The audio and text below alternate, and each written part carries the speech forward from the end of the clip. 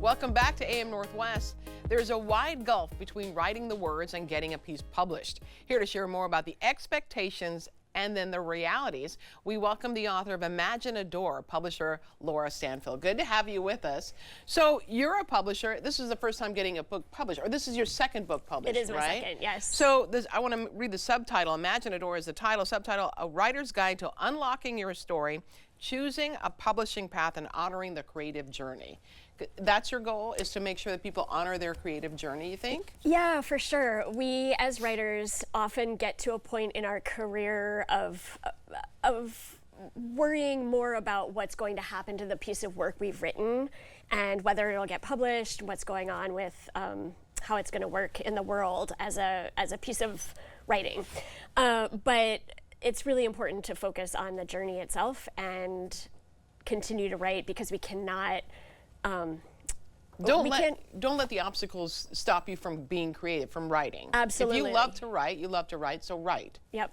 Right? And we can't control what happens when we take a piece of work that we've poured our heart and soul into and put it out in the world. We can't make someone read it. We can't make someone accept it.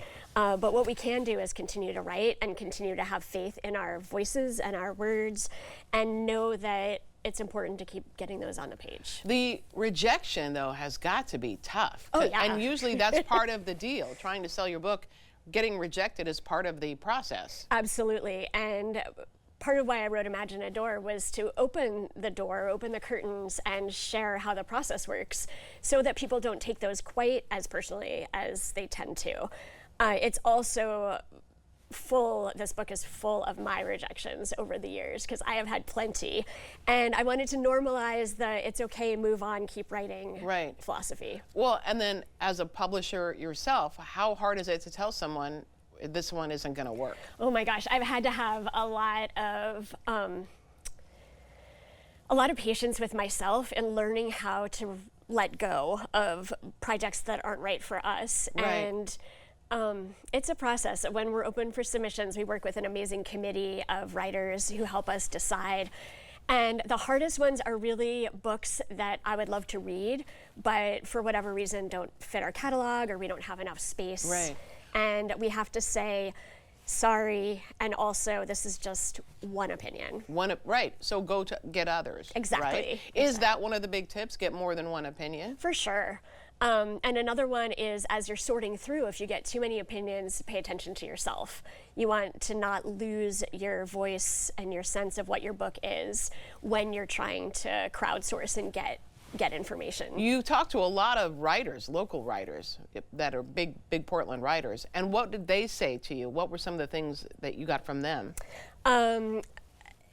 Omar El Akkad talked about what it's like to get started on a second book after the first one does really well. I also talked to Lydia. Is there a lot of pressure? Yeah, for sure. And the idea that somebody is waiting for the book, I kind of felt that with this book as well. When you're writing your debut, you don't know it's going to be your debut. Right.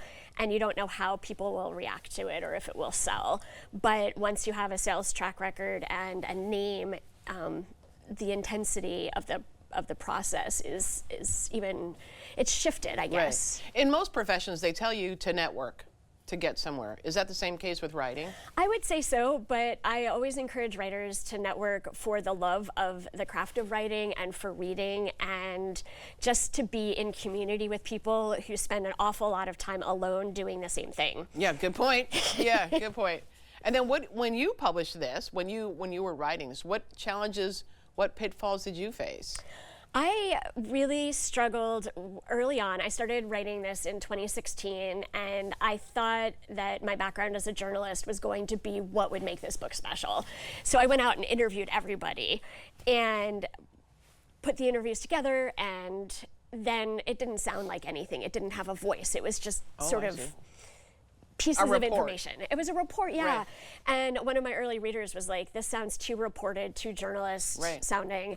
And when I got a contract for my debut novel and went through the publishing process myself, that's where I realized, aha, my voice as a writer is the story. Yeah. And everybody else's voices can chime in. Right. Because you've been there, you've done it, you know, exactly. You know what it takes. Okay. And there's something so great about having someone who is willing to open up and talk about the hard parts and share.